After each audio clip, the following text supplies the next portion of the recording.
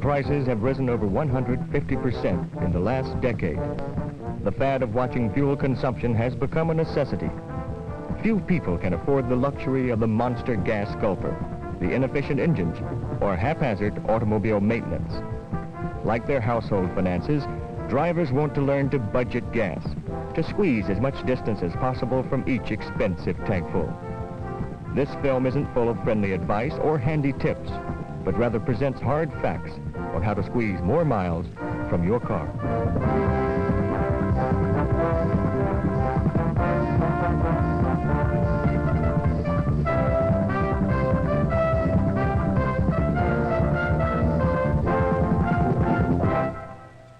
It's to the advantage of both industry and the public to work together in solving the common problems of an energy shortage. Mr. Hodge, Ms. Davis, and Casey Trouse are going to illustrate ways in which you can cut fuel consumption in your car. Now, these points require no special knowledge of engines, but do require a conscientious effort by you, the car owner.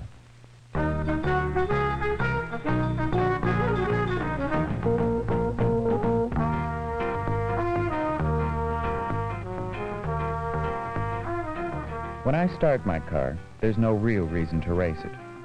That just allows gasoline to pour through the carburetor and gives you nothing in return. Idling your car in cold weather gives you the same result, nothing. A 10-minute warm-up can waste as much as a pint of gas. Driving at moderate speed for the first couple of miles after starting can actually warm your engine faster.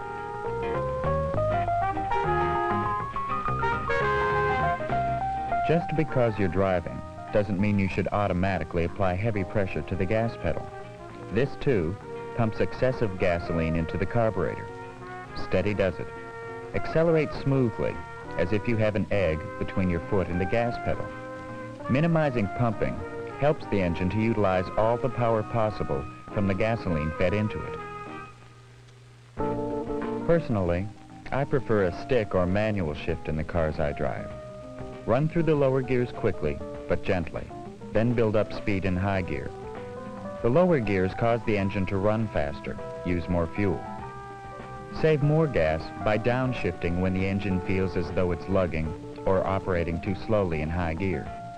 If your car is an automatic, apply just enough pressure to start the car rolling. Then ease up a little on the pedal so that the transmission will shift into high as quickly as possible.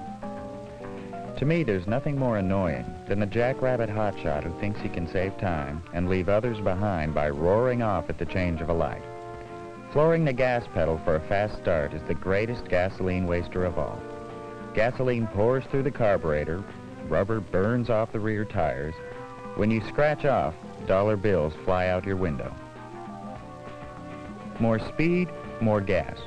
The faster you drive, the more gas your engine will drink. If you want to putt around the highway at 70 miles an hour, just remember, you could be going the same distance with dramatically less gas at a speed of 50 miles per hour, and 50 is within the legal highway speed limits. For me, city traffic is nothing less than frustrating. Lights at every other block mean a lot of stop-and-go driving. Anticipate your stops ahead of time and let up on the accelerator. By slowing down in advance, you can come to a red light just as it turns green. This helps to avoid that stop-and-go driving that spends excessive fuel. Along with a lot of my friends, I bought that old story of saving gas by coasting downhill in neutral. Not too good. First, your car becomes difficult to control in neutral.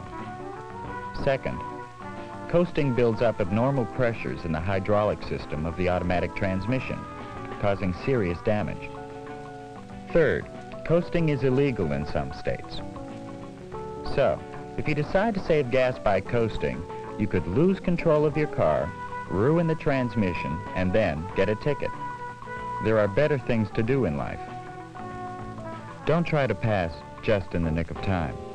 When there's a clear oncoming lane, you can pass easily, safely, with a little extra push on the pedal. By flooring the pedal in quick passing, you not only open the throttle all the way, but you downshift the automatic transmission. This revs the engine and literally pours gasoline through the carburetor. gasoline consumption really jumps as you pass a half a dozen cars in an hour. The more you carry, the more gasoline is required to move it. So unload your car of unnecessary items that you simply haven't bothered to remove. Always try to keep your fuel tank at least half full. Water can get into the gas, caused by condensation in a near-empty tank. This makes an engine miss or falter. Sometimes the car will completely stall. Water itself doesn't waste gas, but poor engine performance because of water does. My final suggestion saves the most gas of all: carpool. I found it a little ridiculous going to the same school, to the same store, to the same games with the same friends, but in different cars. Now I save both gas and bread with a little advantage.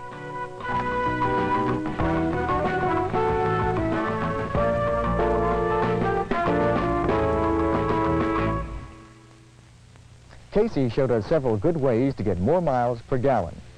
Don't warm up your car by idling. Accelerate smoothly when starting and passing. Shift quickly into high gear. Avoid jackrabbit starts. Keep your speed at about 50 on the highway. Don't coast in neutral. Keep your tank at least half full, and carpool.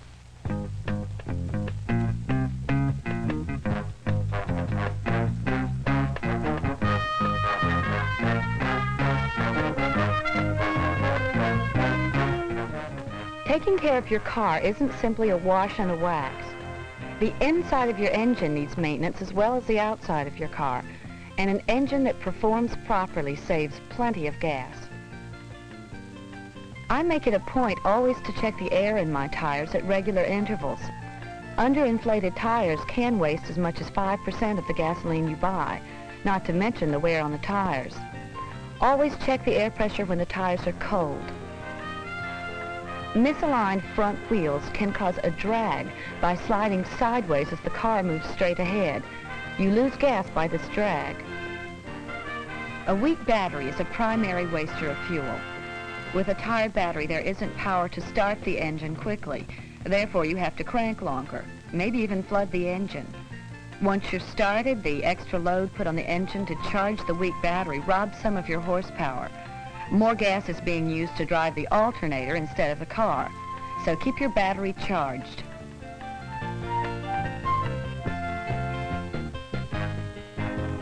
Your cooling system must work correctly to assure a proper operating temperature for the engine. Keep the cooling system clean and maintain some type of year-round coolant at the level specified in your owner's manual.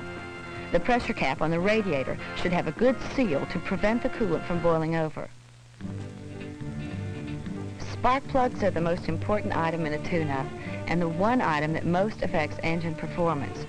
New, properly maintained plugs can result in a 7 to 10% gain in engine performance and gasoline economy.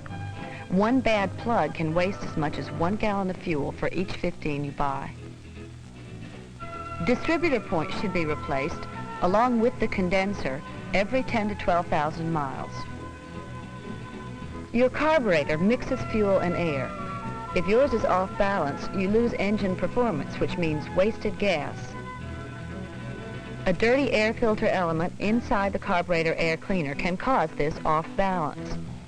Replace the filter every 10 to 12,000 miles, or in especially dusty areas every 5 to 6,000 miles. A dirty air filter can cut gas mileage as much as 10%. Have your servicemen check the small fuel filter on the inlet fuel line between the fuel pump and the carburetor every 12,000 miles. Something could obstruct the flow of gas at that point. A clean carburetor that doesn't stick in the various linkages furthers gas economy. Linkages that don't return to their normal positions will waste gasoline by causing the engine to idle too fast or operate on a fuel and air mixture that's much too rich. The PCV valve in the positive crankcase ventilation system should be replaced at each tune-up period. It also should be cleaned at each oil change. Heat from the engine exhaust can cause the valve shaft to rust and become inoperative. The manifold heat control valve should be freed at every tune-up and cleaned until it moves easily through its full swing.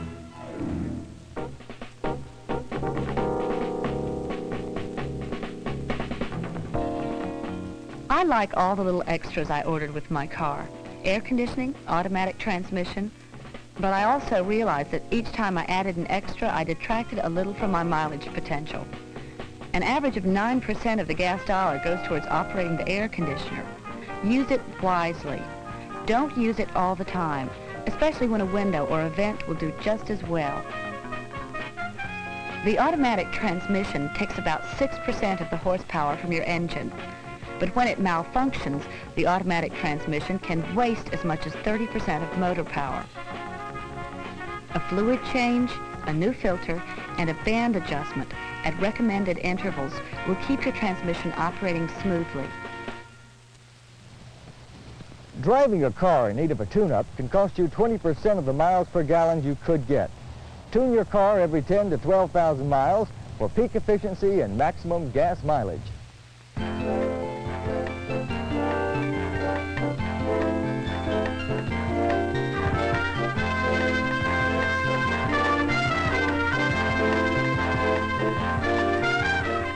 A lot of my friends find it easier to simply say, fill her up, than to specify the correct fuel for their cars. High compression, high performance engines require premium grade gasoline. Most compact and imported cars can be operated on leaded regular grade gasoline for maximum economy. Most 1975 and later model cars require unleaded regular grade gasoline for the catalytic converter to function properly. Using a fuel with a lower octane quality than your car needs will waste fuel by not giving an engine all the power it requires.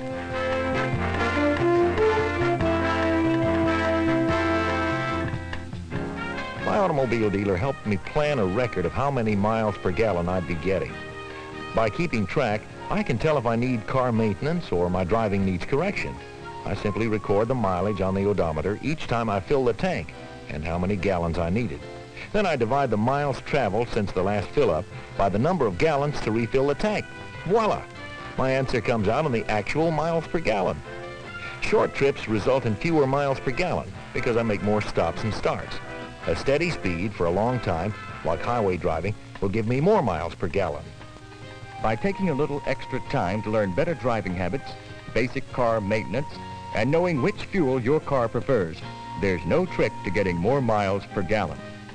And if you can't remember all the tips in this film, just write this address or contact your local Datsun dealer.